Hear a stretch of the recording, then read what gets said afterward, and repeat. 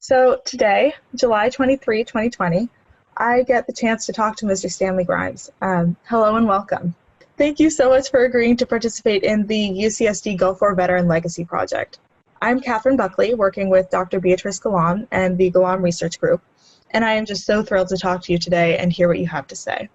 To start off with, please share any personal background information that you'd like to share, and then maybe tell me about your service in the Gulf.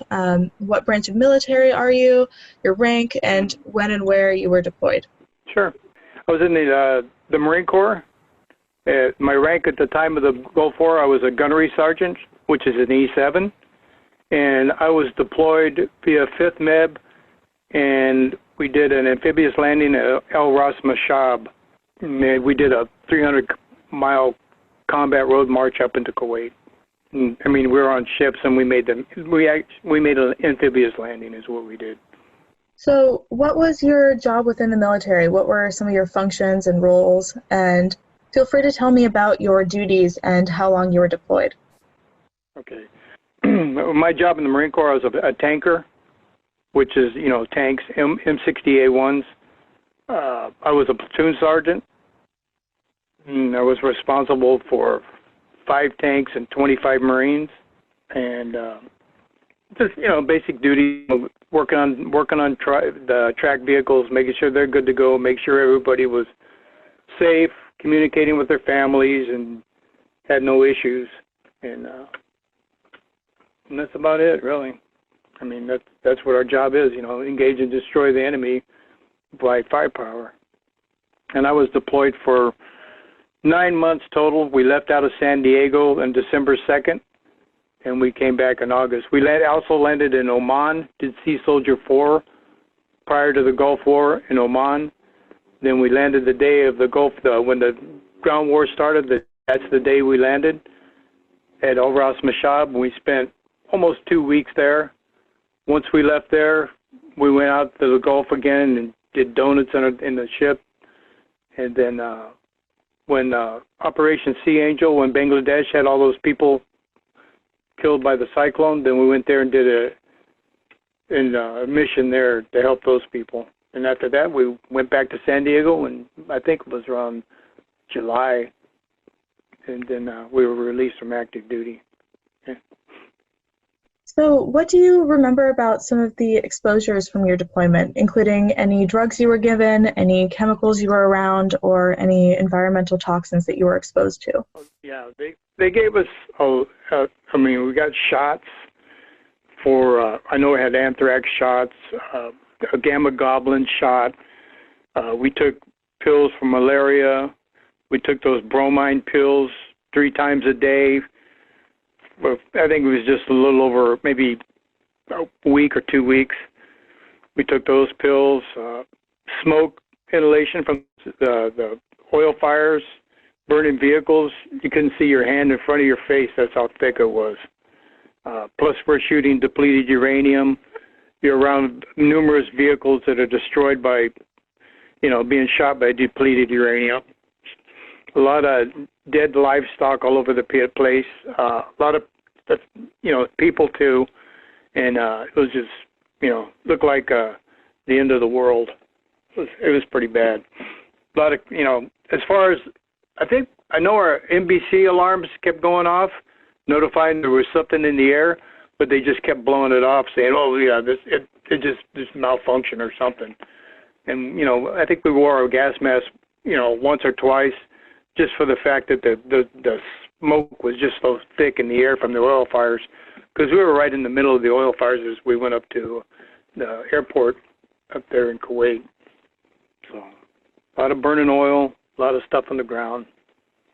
Were you ever around Scud missiles? Yes, we had a couple when I was in harbor. I forgot what harbor it was. And then they got shot down by Patriots, and they fell right behind the ship we're on. We're in the harbor before, right before it started, and the Scud missile fell in the water, just missed the ship after they shot it down with a Patriot. Fell in the water right behind the ship. So I don't know if we were exposed to anything there. I have no idea. But yeah, it came pretty close. A lot of stuff like that. Were you around any pesticide use at all? You know what? I'm not really sure if we were or not. I mean, we actually went through El Wafra, which is an agricultural area. So I'm not really sure, if we did or not, because we were on the move the whole time. So, I mean, I'm sure some guys used it for fleas or whatever, but me personally, I couldn't tell you. I mean, I didn't use it personally, so I couldn't tell you. Did you guys use any burn pits for any trash or anything like that? No, we were moving too fast. We didn't stop. We didn't stop the whole time. Just to set in at night, and then in the early morning, then we'd take off again. We just set in for a while and just to rest and move on after that. We didn't slow down. We're on the move for the whole war. What were the temperatures like where you were? It was, where we were at, it was kind of, I mean, it actually got some rain. It was kind of cool and rainy where we were at when we went up through there.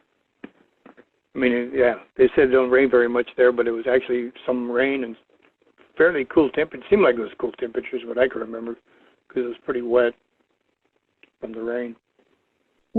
What about any infectious agents you or your compatriots may have been exposed to that you know of? I couldn't tell you about that. I don't know if we were exposed. I mean, the only thing I thought we were exposed to was all the oil fires that were just really, I mean, it was just so thick you couldn't see nothing. It was bad.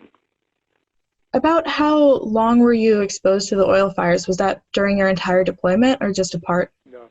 Yeah, when they started burning them, that's how long it was until we left to go to Bangladesh for Operation Sea Angel.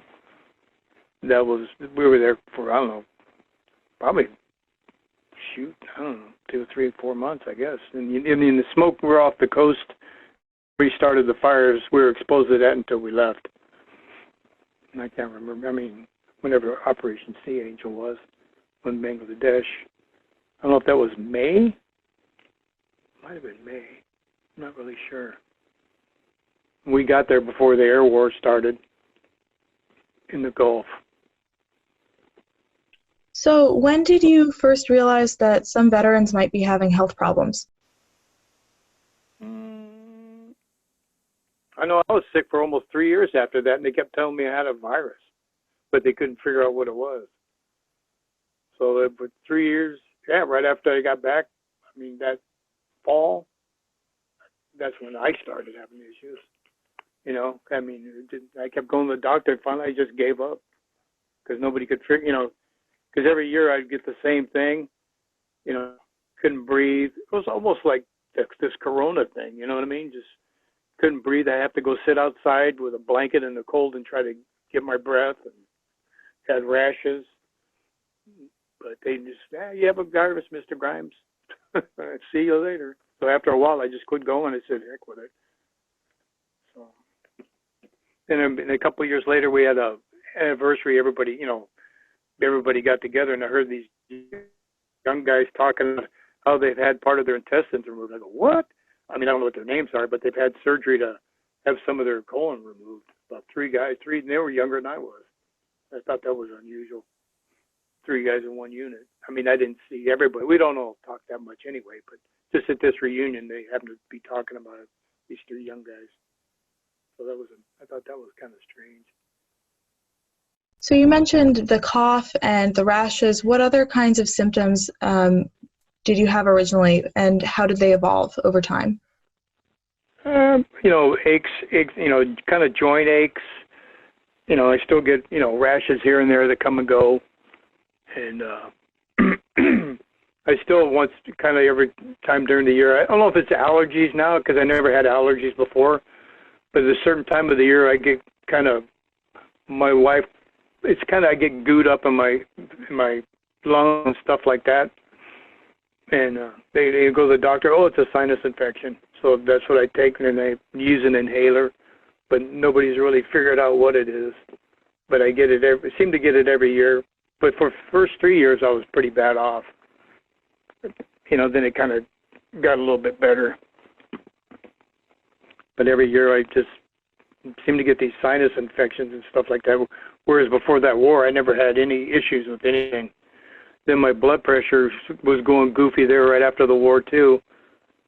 I mean, it was all over the place. I'm a non-smoker, non-drinker, in pretty good shape, and all of a sudden, my blood pressure was all over the place. So I had to go on medication for my blood pressure for the last, I don't want to say 25 years, 30 years, 25, 26 years. So, and but I mean, I exercise every day, so I try to. But it could be worse. Did you experience any neurocognitive symptoms at all? Like memory problems? Yeah. Yeah, you know what? I'm kind of, I don't know if it's due to my age or not, but I'm kind of a little bit here and there over the years. But, a little bit. And that started probably 5 or so years after the war. Probably during the time I was sick, when I really think about it. So you mentioned that you try to exercise almost every day. Do you experience any limitations when you exercise? Yeah, I'm not as, my joints bother me. The only thing I really do is I walk. That's all I do. I can't, my hands, the joints of my hands and my arms and my legs kind of bother me. So, and they've always have. I just, deal with it and move on. You know what I mean? So, it does bother me, but I don't try to let it slow me down. But it's like trying to figure out, why does my joints ache? I don't get it. When you go to the doctor, nothing. So I don't know. So I got to the point where I just, only time I go is if I need to go. I don't go to VA, or I haven't been to VA, with my blood pressure. They go, oh, it was because it wasn't in my record book, or because I was a reservist, whatever. Didn't matter who caught it, had it. I don't know anybody in my family has it. Have you experienced any gastrointestinal symptoms at all? Yeah. Yes, I can, yeah. Sometimes I do, yes, I do. That's, I never had issues before, but if I don't eat if I eat the wrong thing, it just kind of gets silly. So some things I stay away from. I never had that issue before until, down the road a few years. I think it got at the same time when I was sick for those 3 years and nobody could figure it out. What about any fatigue? Yeah, I have some. So what has the impact of this illness been on your life and on your family? It just, they know every year, they call it snotchuary, January, when I get all, my lungs and stuff and my head get full of this stuff. So it makes it kind of difficult, at certain times to go do things. If you got, a lot of buildup of mucus or whatever, especially now everybody gets all crazy. But, it's been bothersome, I just get tired of it. It's been going on forever. It seems like in the last 30, almost 30 years, you wake up and your head's full of stuff, or all during the day, and, it's just crazy. It's a nuisance. And I'm tired of it.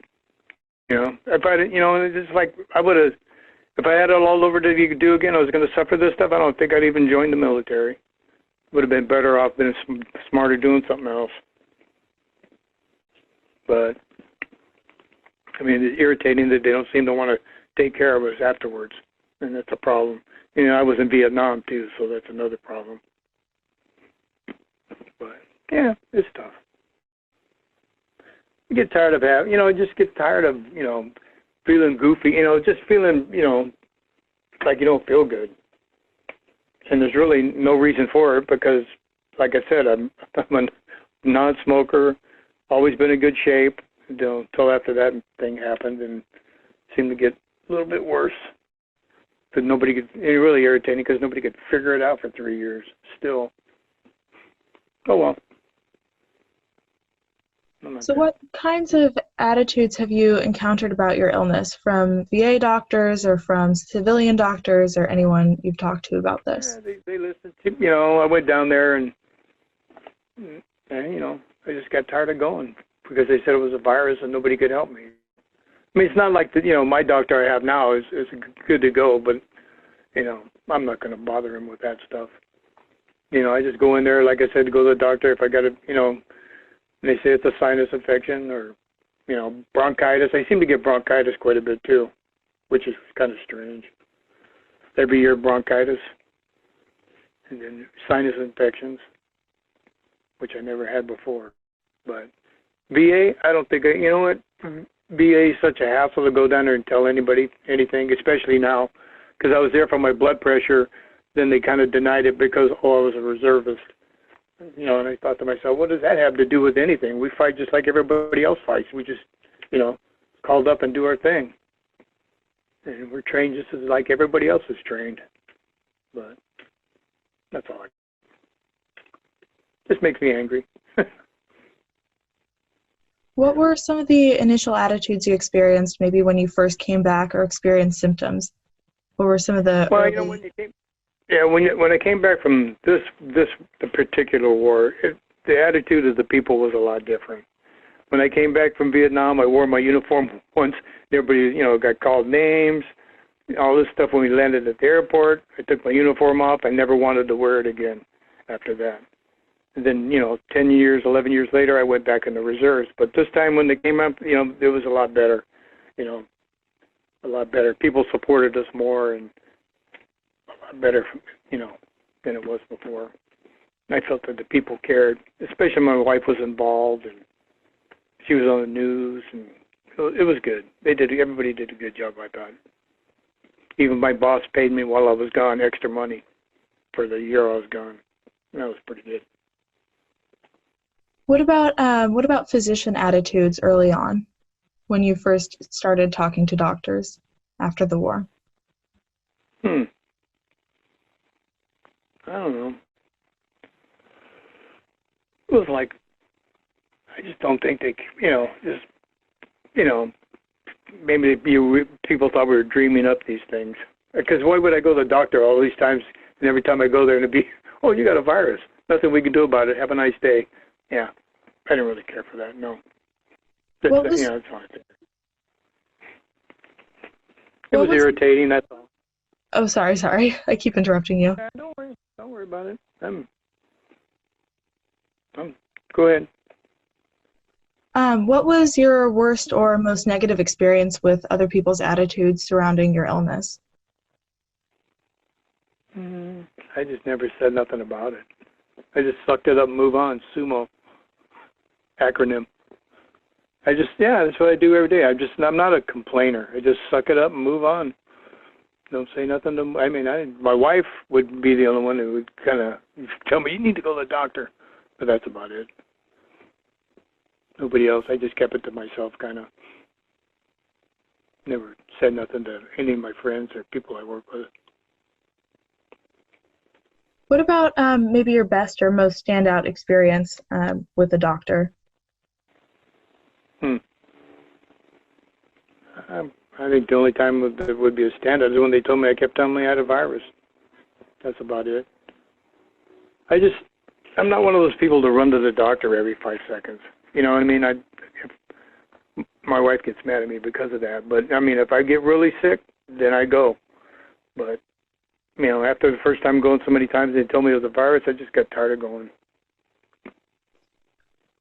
What treatments have you tried for any illness? I tried Q10. Q10 seems to work. I did that Q10 with Dr. Ghulam, and that I still to this day take Q10. So that's about, and then, like I said, regular walking 5 days a week. I walk about an hour a day with my wife. I do that, and then take Q10. So what sort of difference did Q10 make in your life? Like, what symptoms did it help? How did you feel taking it? Well, you know what? It used to be that when I used to go to work, I just felt so tired and worn out, and couldn't, feel like I couldn't move. Then I started getting this Q10 study, and then it started making me feel better overall, and it made me feel like I could do more. And so that's why, after that study, I go, man, I'm going to keep taking this stuff because, I'd go to work and I just feel so worn out. Before I even started working. Then after I started taking that stuff, I felt a lot better, more active. My body felt a little better. So that's the only thing I really take is that. And it works. Are there any other treatments that you've tried? No. What message do you have for other veterans who may be experiencing a similar illness or the same illness?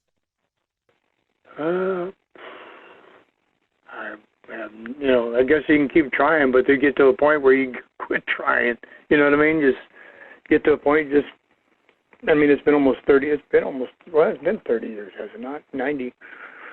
And just get to the point where I gave up, and I do my own self-medicating and whatever I can do to make myself feel better. I just got tired of going to the doctors, and if I get really sick, I'll go. But they need to do what they think's best for them. I say keep going, but after a while you get tired of fighting. So I've been fighting my whole life, and I'm tired of it. So I just do the best. Just do the best you can every day, and that's all I can tell them. Do the best you can every day to try to get help if you need it. What message do you have for healthcare providers who might be trying to learn more about Gulf War illness? I think healthcare providers, I think they do their best considering what's going on in this country today. But I just think there's a lot of things out there that's the unknown. Just like all this stuff from the Gulf War, it's unknown. COVID-19, unknown. There's a lot of unknowns about a lot of stuff. So they just need to keep continuing to try to figure out what it is and try to help the people the best they can. That's all I got for them. Is there anything else you'd like to add or include, just say as part of the interview? No. Just, when they get back to doing their testing, I'm willing to go back and be a guinea pig, try to figure out what's going on to make things better for everybody that's been involved in war. Some of these, like that particular war had a lot of chemicals. We shot a lot of depleted uranium, and it was just unreal. In Vietnam, I was in Vietnam also, and 16 months overseas in there, and that was not a great thing either with Agent Orange. So, but just tell the people to do the best they can, try to do this stuff, try to figure out what it is that's making everybody sick. Will they ever? Maybe, maybe not. I don't know. But as long as they're trying their best, that's all they can do. Thank you so much for talking with us today, Mr. Stanley Grimes, about your experience in the Gulf War. But I don't know. Maybe they thought that those oil fires wouldn't affect anybody. I don't know. But how can you spend so many days in them and you can't even see your hand in front of your face? You know what I mean? It was just that thick. Crazy. But, oh well. Just keep doing your guys' research. Appreciate it. It's really been a pleasure today to talk with you. I really appreciate you coming onto this interview and speaking about your experience. It was great talking to you, so thank you so much for participating in this. Thank you for doing what you're doing. Appreciate it. Have a great day.